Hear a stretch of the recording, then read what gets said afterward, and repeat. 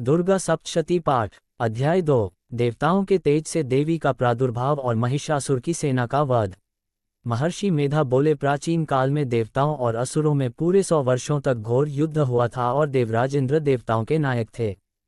इस युद्ध में देवताओं की सेना परास्त हो गई थी और इस प्रकार संपूर्ण देवताओं को जीत महिषासुर इंद्र बन बैठा था। युद्ध के पश्चात हारे हुए देवता प्रजापति श्री ब्रह्मा को साथ लेकर उस स्थान पर पहुंचे जहां पर कि भगवान शंकर विराजमान थे। देवताओं ने अपनी हार का सारा वृतांत भगवान श्री विष्णु और शंकर जी से कह सुनाया। वह कहने लगे, हे प्रभु, महिषासुर सूर्य, चंद्रमा, इंद्र, अग्नि, वायु, यम, वरुण तथा अन्य देवताओं के सब अधिकार छीनकर सबका अधिष्ठाता स्वयं बन बैठा है। उसने समस्त देवताओं को स्वर्ग से निकाल दिया है। वह मनुष्यों की तरह पृथ्वी पर विचर रहे हैं। दैत्यों की सारी करतूत हमने आपको सुना दी है और आपकी शरण में इसलिए आए हैं कि आप उनके वध का कोई उपाय सोचें। देवताओं की बातें सुनकर भगवान श्री विष्णु और शंकर जी को दैत्यों पर बड़ा गुस्सा आया। उनकी भौहें तन गई और आंखें लाल हो गई। गुस्से में भरे हुए भगवान विष्णु के मुख से बड़ा भारी तेज निकला और उसी प्रकार का तेज भगवान शंकर, ब्रह्मा और इंद्र आदि दूसरे देवताओं के मुख से प्रकट हुआ। फिर वह सारा तेज एक में मिल गया और तेज का पुंज वह ऐसे दिखता था जैसे कि जाज्वल्यमान पर्वत हो। देवताओं ने देखा कि उस पर्वत की ज्वाला चारों ओर फैली हुई थी और देवताओं के शरीर से प्रकट हुए तेज की किसी अन्य तेज से तुलना नहीं हो सकती थी। एक स्थान पर इकट्ठा होने पर वह तेज एक देवी के रूप में परिवर्तित हो गया और अपने प्रकाश से तीनों लोकों में व्याप्त जान पड़ा। वह भगवान शंकर का तेज था, उससे देवी का मुख प्रकट हुआ।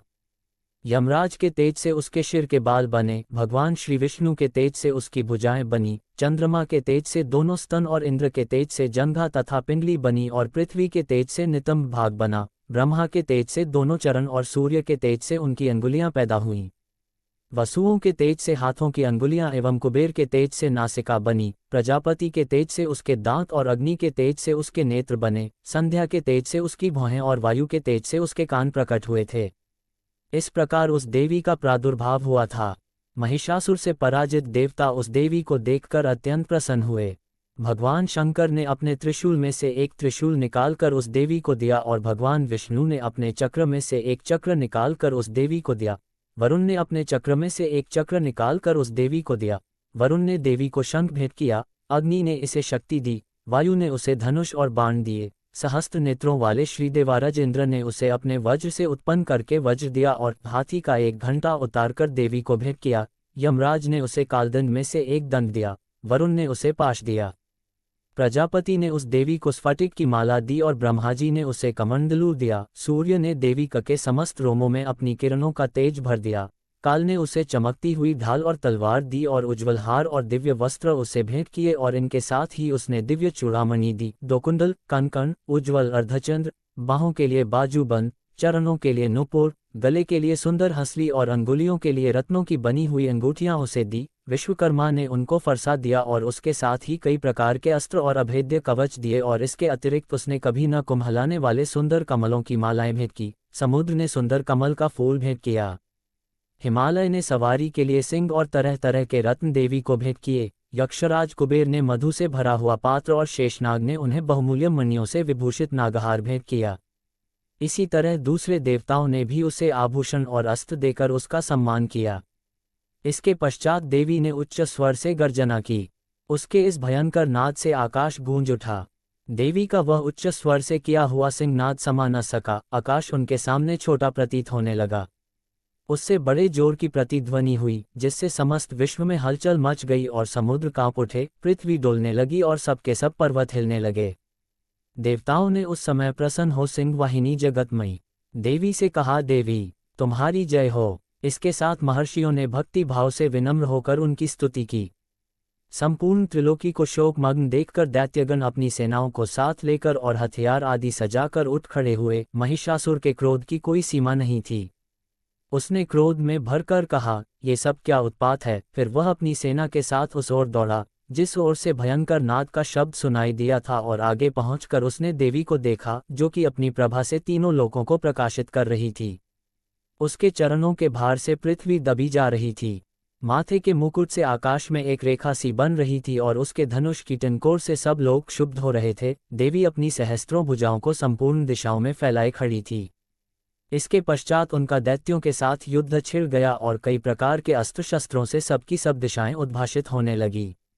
महिषासुर की सेना का सेनापति चिक्षुर नामक एक महान असुर था। वह आगे बढ़कर देवी के साथ युद्ध करने लगा और दूसरे दैत्यों की चतुरंगिनी सेना साथ लेकर चामर भी लड़ने लगा और 60,000 महारथियों को साथ लेकर उदग्र नामक महादैत्य आकर युद्ध करने लगा और महाहनु नामक असुर 1 करोड़ रथियों को लेकर, असिलोमा नामक असुर 5 करोड़ सैनिकों को साथ लेकर युद्ध करने लगा। वाशकल नामक असुर 60 लाख असुरों के साथ युद्ध में आ डटा। विडाल नामक असुर 1 करोड़ रथियों सहित लड़ने को तैयार था। इन सब के अतिरिक्त और भी हजारों असुर हाथी और घोड़े साथ लेकर लड़ने लगे और इन सब के पश्चात महिषासुर करोड़ों रथों, हाथियों और घोड़ों सहित वहां आकर देवी के साथ लड़ने लगा।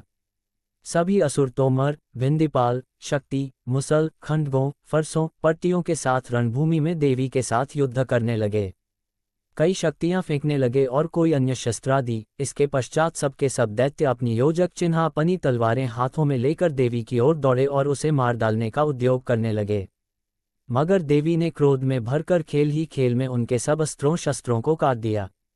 इसके पश्चात ऋषियों और देवताओं ने देवी की स्तुति आरंभ कर दी और वह प्रसन्न होकर असुरों के शरीरों पर अस्त्र शस्त्रों की वर्षा करती रही। देवी का वाहन भी क्रोध में भरकर दैत्य सेना में इस प्रकार विचरने लगा जैसे कि वन में दावानल फैल रहा हो। युद्ध करती हुई देवी ने क्रोध में भर जितने श्वासों को छोड़ा, वह तुरंत ही सैकड़ों हजारों गणों के रूप में परिवर्तित हो गए। फरसे, भिंदीपाल, खड्ग तथा पट्टिश इत्यादि अस्त्रों के साथ दैत्यों से युद्ध करने लगे। देवी की शक्ति से बड़े हुए वह गण दैत्यों का नाश करते हुए ढोल, शंख व मृदंग आदि बजा रहे थे।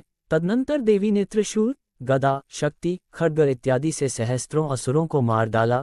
कितनों को घंटे की भयंकर आवाज से ही यमलोक पहुंचा दिया।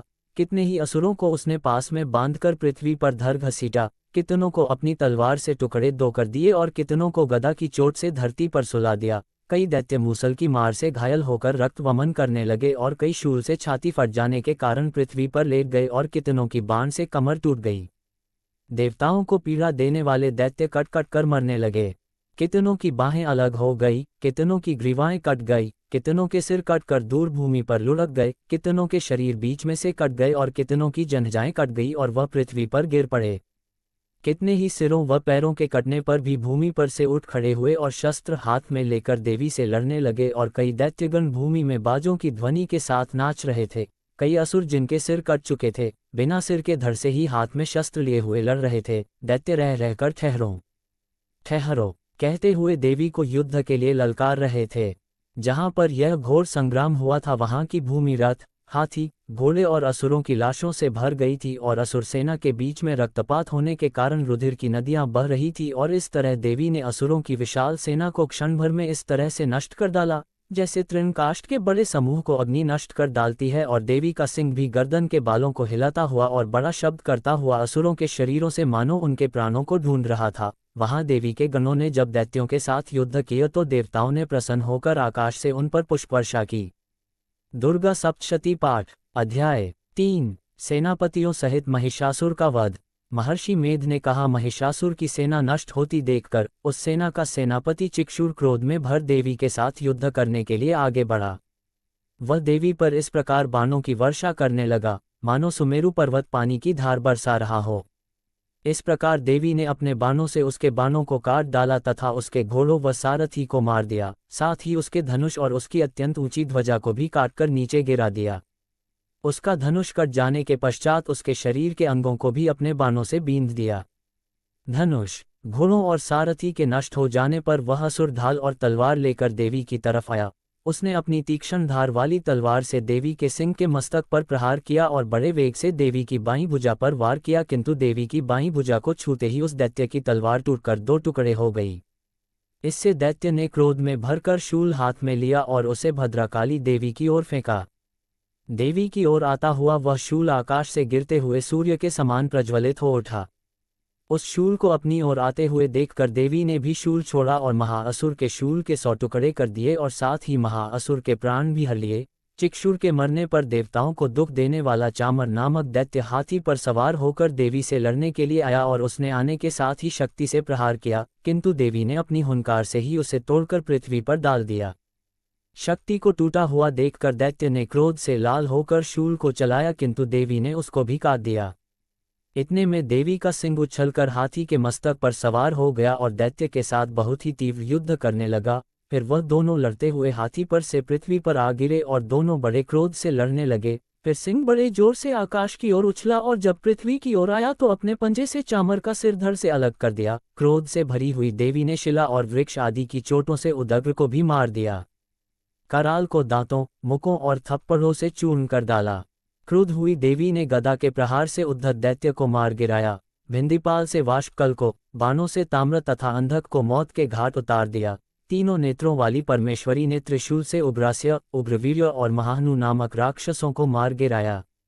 उसने अपनी तलवार से विडाल नामक दैत्य का सिर काट डाला तथा अपने बाणों से दुर्धर और दुर्मुख राक्षसों को यमलोक को पहुंचा दिया। इस प्रकार जब महिषासुर ने देखा कि देवी ने मेरी सेना को नष्ट कर दिया है तो वह भैंसे का रूप धारण कर देवी के गणों को दुख देने लगा। उन गणों में कितनों को उसने मुख के प्रहार से, कितनों को खुरों से, कितनों को पूंछ से, कितनों को सींगों से, बहुतों को दौड़ाने के वेग से, अनेकों को सिंहनाद से, कितनों को चक्कर देकर और कितनों को श्वास वायु के झोंकों से पृथ्वी पर गिरा दिया। वह दैत्य इस प्रकार गणों की सेना को गिरा देवी के सिंह को मारने के लिए दौड़ा। इस पर देवी को बड़ा गुस्सा आया। उधर दैत्य भी क्रोध में भरकर धरती को खुरों से खोदने लगा तथा सींगों से पर्वतों को उखाड़ दोकर धरती पर फेंकने लगा और मुख से शब्द करने लगा। महिषासुर के वेग से चक्कर देने के कारण पृथ्वी क्षुब्ध होकर फटने लगी। उसकी पूंछ से टकराकर समुद्र चारों ओर फैलने लगा। हिलते हुए सींगों के आघात से मेघ खंड खंड हो गए और श्वास से आकाश में उड़ते हुए पर्वत फटने लगे। इस तरह क्रोध में भरे हुए राक्षस को देख चंडिका को भी क्रोध आ गया और वह उसे मारने के लिए क्रोध में भर गई। देवी ने पाश फेंककर दैत्य को बांध लिया और उसने बंध जाने पर दैत्य का रूप त्याग दिया और सिंह का रूप बना लिया। और ज्यों ही देवी उसका सिर काटने के लिए तैयार हुई कि उसने पुरुष का रूप बना लिया, जो कि हाथ में तलवार लिए हुए था। देवी ने तुरंत ही अपने बाणों के साथ उस पुरुष को उसकी तलवार ढाल सहित बींध डाला। इसके पश्चात वह हाथी के रूप में दिखाई देने लगा और अपनी लंबी सूंड से देवी के सिंह को खींचने लगा और गर्जने लगा। देवी ने अपनी तलवार से उसकी सूंड काट डाली। तब राक्षस ने एक बार फिर भैंसे का रूप धारण कर लिया और पहले की तरह चराचर जीवों सहित समस्त त्रिलोकी को व्याकुल करने लगा। इसके पश्चात क्रोध में भरी हुई देवी बारंबार उत्तम मधु का पान करने लगी और लाल लाल नेत्र करके हंसने लगी। उधर बलवीर्य तथा मद से क्रुद्ध हुआ दैत्य भी गरजने लगा। अपने सींगों से देवी पर पर्वतों को फेंकने लगा। देवी अपने वाणों से उसके फेंके हुए पर्वतों को चूर्ण करती हुई बोली, ओ मूर, जब तक मैं मधुपान कर रही हूँ तब तू गरज ले और इसके पश्चात मेरे हाथों तेरी मृत्यु हो जाने पर देवता गरजेंगे। महर्षि मेधा ने कहा। यों कहकर देवी उछलकर उस दैत्य पर जा चढ़ी और उसको अपने पैर से दबाकर शूल से उसके गले पर आघात किया। देवी के पैर से दबने पर भी दैत्य अपने दूसरे रूप से अपने मुख से बाहर होने लगा। अभी वह आधा ही बाहर निकला था कि देवी ने अपने प्रभाव से उसे रोक दिया। जब वह आधा निकला हुआ ही दैत्य युद्ध करने लगा तो देवी ने अपनी तलवार से उसका सिर काट दिया। इसके पश्चात सारी राक्षस सेना हाहाकार करती हुई वहां से भाग खड़ी हुई और सब देवता अत्यंत प्रसन्न हुए तथा ऋषियों महर्षियों सहित देवी की स्तुति करने लगे। गंधर्वराज गान करने तथा अप्सराएं नृत्य करने लगी।